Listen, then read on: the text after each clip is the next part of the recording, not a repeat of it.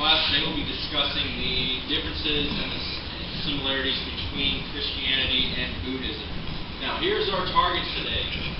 What I want to know is how can we compare the teachings of the Buddha and Jesus Christ, and how can we contrast the theological views of Christianity and Buddhism. We'll also discuss how did the growth of Christianity and Buddhism differ. So, let's do some basics about the two founders of these religions before we jump into comparing them. Christianity developed as a reform religion. Now, what do we mean by reform religion? Reform religion means it grew out of another religion. So, it grew out of Judaism. And in first century Judea, which was a Roman province, we had several movements within Judaism that were expanding, trying to bring more into the faith and revitalizing the Jewish community in Judea. Now, the person we know as Jesus wasn't known as Jesus at this time. His real name was Yeshua.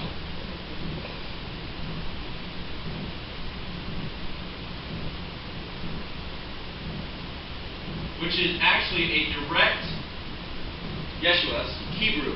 It is a direct translation of the word Joshua. But over time, once we went from Hebrew to Greek to Latin and finally to English, we got to Jesus.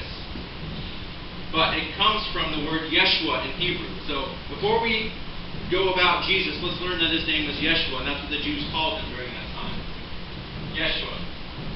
So, Jesus started his life as a carpenter in Galilee. He was a rabbi and leading a small religious community. But he talked about social justice. So, that was something unique at that time.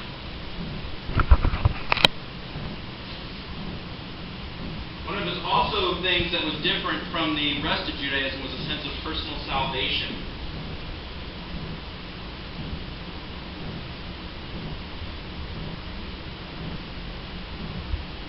But the one interesting fact is that Yeshua, or Jesus, did not only expand his message to the Jews, but he also put it to the Gentiles. Gentile meaning someone who did not practice the faith of Judaism.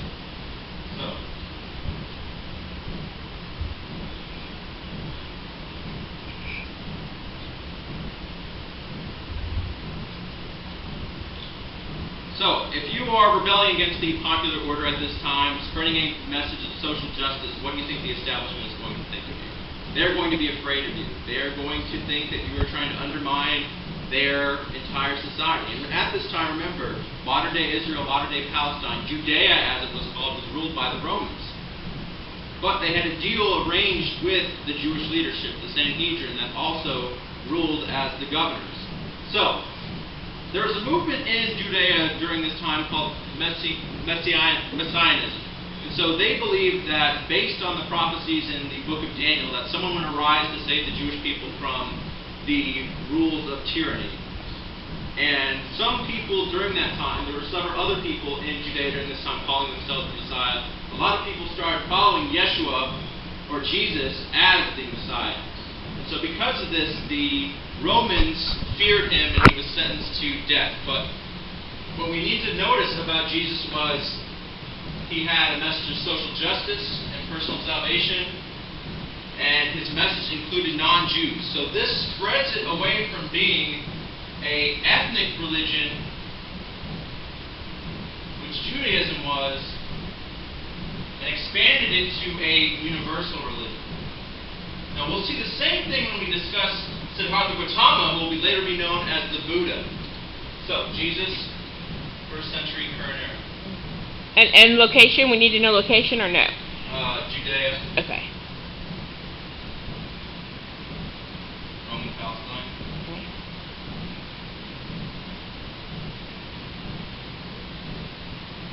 Alright, so we'll look at Buddha and we'll see some of the similarities between him. Now, Buddha, or his name, Siddhartha Gautama,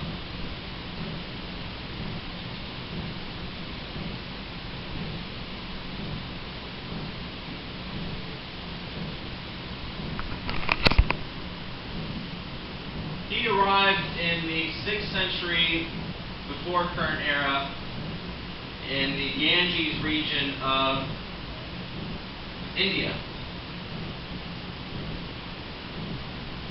Now, like Judaism, the major religion practiced in this region was an ethnic religion. It was not a universal religion. It corresponded specifically with the people of the Indian subcontinent. So, what was practiced during this time was Hinduism. And as we all have discussed in the past about Hinduism, Hinduism has a system of castes.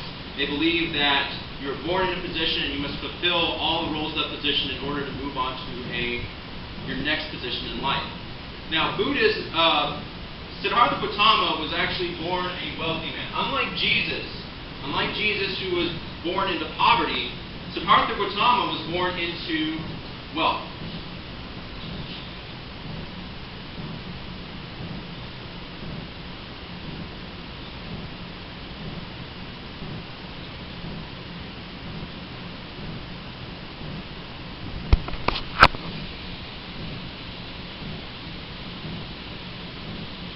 So what happened to Siddhartha was he was living amongst all this wealth, and he was like, what does this all mean? Does this truly mean happiness? Am I doing good to the world by living this way? And so he left all his wealth, and he decided to become an ascetic. Ascetic is someone who devotes himself to spirituality.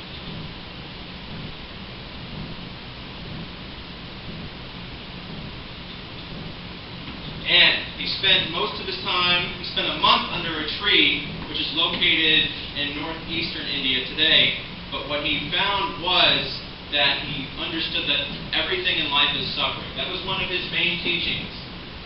That when he became the Buddha, which means the enlightened one,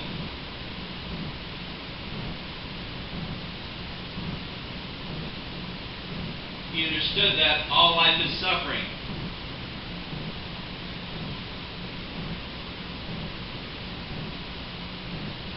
He also understood that the cause of suffering is desire.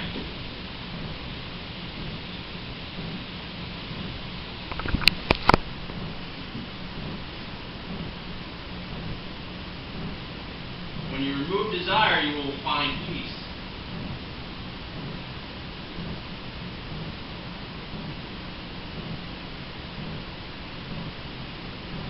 And so, this peace he was talking about was called nirvana. Now, nirvana is not like the Judeo-Christian depiction of heaven where everything is good and grand. It's more like breaking the cycle. It's more of a place of pure happiness in the sense that we don't see it as in the clouds or anything like that. It's more of a state of mind. And so when you achieve nirvana, you are actually out of the system of reincarnation in Hinduism. You are no longer held by the rules of fulfilling your role, you're going to be reincarnated as an ant, or fulfilling your role, you're going to be reincarnated as a cow. You're beyond that now. That's the system of nirvana. And by achieving nirvana, you have to fulfill a role of good deeds. So, here are some early two descriptions of these two people. Now, I want you guys on your crash course to look at your phones and go to YouTube. We have two videos on Crash Course that I'd like you guys to watch on your phone. One of those videos is about Buddhism, one of them is about Christianity. I also want you guys to get out a sheet of paper and draw two circles. Draw two overlapping circles. We're going to make a Venn diagram about this.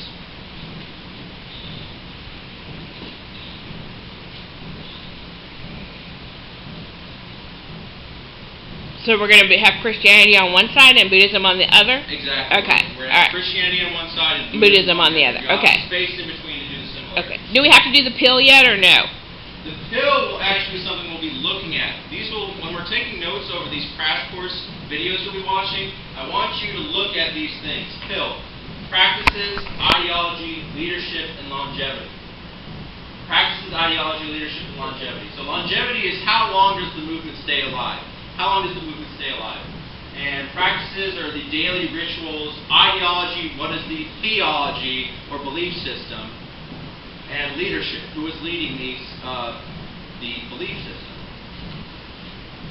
So when you're going through these, I want you to think of the pill. Practices, ideology, leadership, and longevity.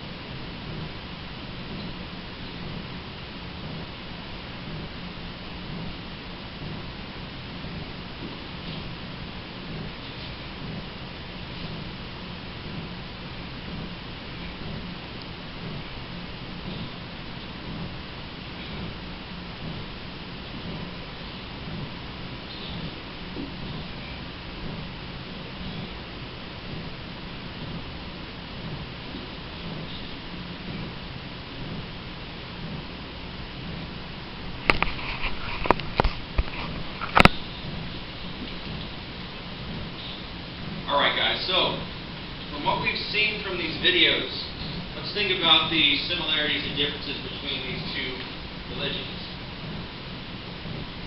Cross for Christianity and the wheel for Buddhism.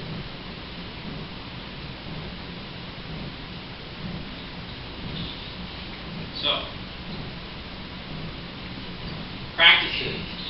Now, one thing that both of these faiths talk about is social justice. Remember, when Buddha was talking about trying to be a better person, trying to fulfill your role, it had to do with caring about the poor. It had to do about being nicer to your neighbor.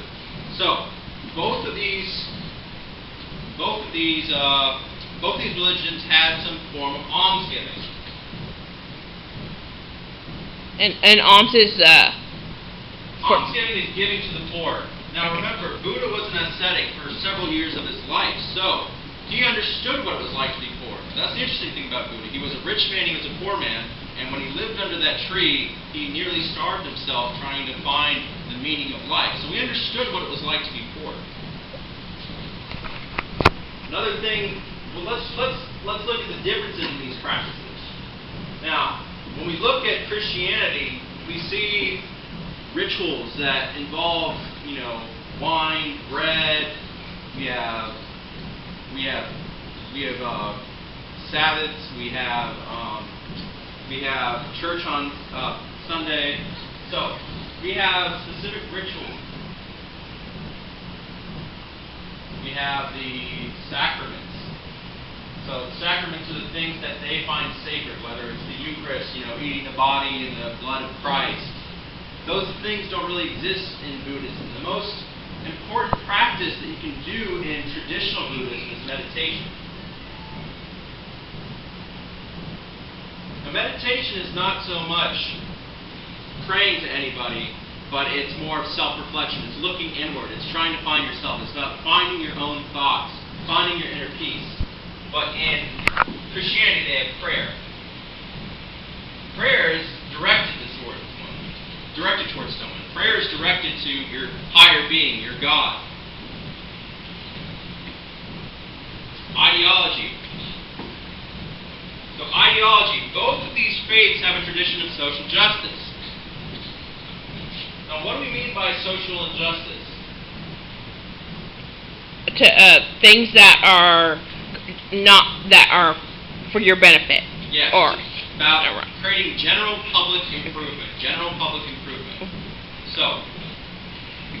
And the Buddhists, they don't pray to anyone, right? Yes. They don't pray at all. They just do meditation. Yes, they do meditation. Okay. Now, some sects of Buddhism actually do have gods, but they don't pray to them. That's a different sect called Theravada Buddhism. That's located in Southeast Asia.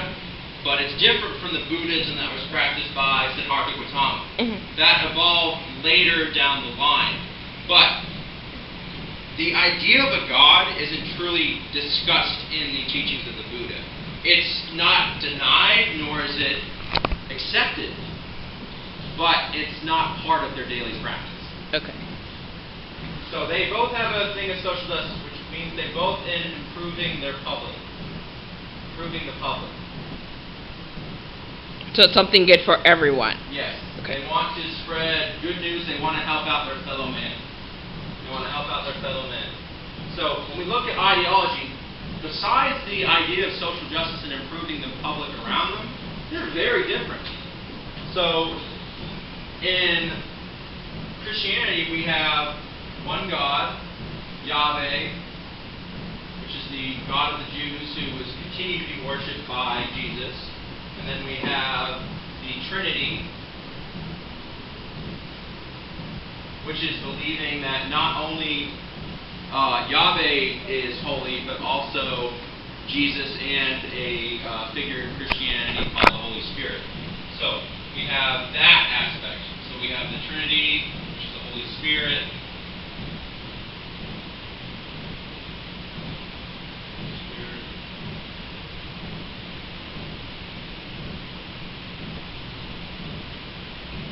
Then we also have the view of a positive and negative afterlife. That's something unique of Christianity. You have a positive afterlife and a negative afterlife. So So what do we mean by positive afterlife? We go to heaven, we've been good. Negative afterlife, we go to hell. That doesn't exist in Buddhism. You don't get it. There's no punishment. There's no place of torment or suffering. There's no bad option if you do the wrong thing.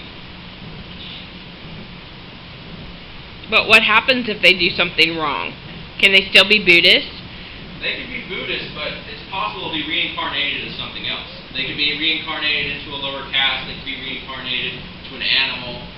But there is no place of punishment. There's no place where it's meant to be tormented, like in the Judeo-Christian or Islamic tradition where there is a place of suffering. Okay. Now, ideology in Buddhism, remember, we have no God specifically described.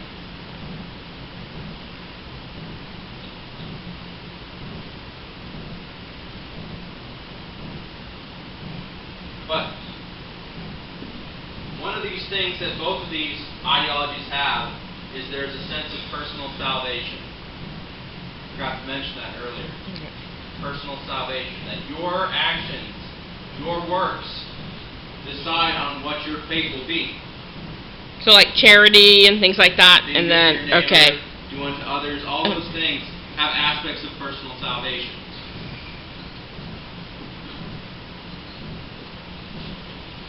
So there's no specific God described, but if you really think about it, the most important person in Buddhism, the person that you're going to focus the most on is yourself. So you are focused mostly on yourself.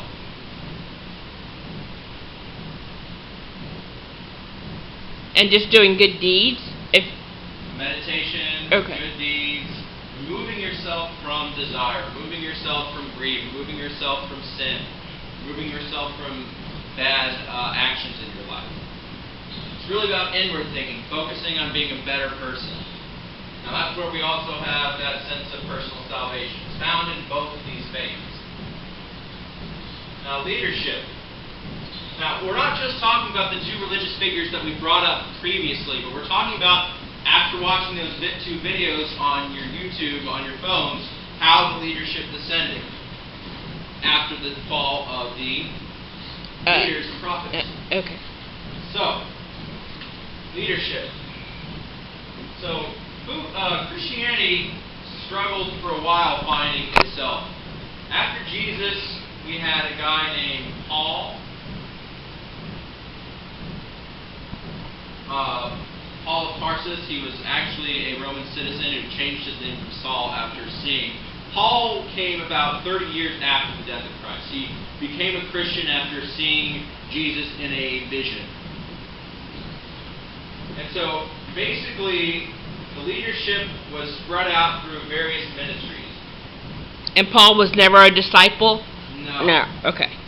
Paul lived 30 years After after the crucifixion. Okay. So, now, something different happened with the leadership following Buddhism. You actually had a popular king adopt Buddhism right after its genesis. It's going to take a while for this to happen because it's going to be not until 300 current era that we're going to have Christianity being the religion of the Romans. But it's going to be an underground religion for several years. So, the leadership is going to be very weak for about 300 years until Christianity is adopted by Constantine in the Roman Empire. But let's look at the leadership in Buddhism. So, leadership, we had a king by the name of Asoka who adopted the Buddhist tradition. He spread it all over his portion of the Mauryan Empire.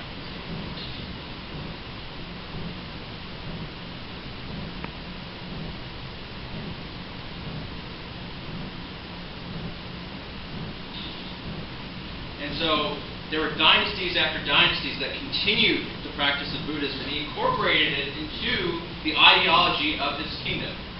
So it was incorporated into the political system.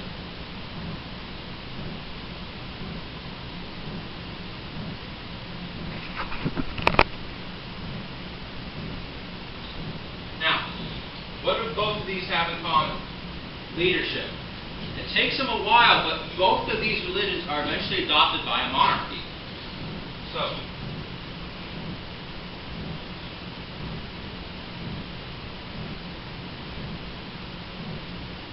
we have Ahsoka who adopts Buddhism quickly after its genesis. Then we have Constantine, who after Christianity being a underground persecuted religion for 300 years, then decides to be, I'm a Christian now, we're going to change the entire empire to Christian, we're going to unite our people under this ideology. Now, longevity. Now, this is interesting. How long was the religion a dominant force in the empire it arrived in? Longevity. Now, following the 4th century, Christianity remained the major religion of Europe. To this day, all throughout most of Western Europe and Eastern Europe, not so much all of Southeastern Europe, Christianity has remained the dominant religion. Now, it is no longer the dominant religion in its place of origin, which is Asia Minor and Palestine, but it is still widely practiced throughout the former Roman Empire. Now, Buddhism is a little bit different. The Mauryan Empire is going to gradually fade, and it's going to be replaced, and there's going to be a revival of Hinduism. So, ideas of Buddhism are going to be brought into Hinduism, and Hinduism is going to change. So, Hinduism will adopt Buddhist ideas, and it is going to fade. Now, it's not going to disappear, because what's going to happen to Buddhism is going to spread to China, and then to China it's going to spread into Southeastern Asia. It's going to spread into Vietnam and Cambodia and Thailand, all the way down to Indonesia and the islands of Malaysia.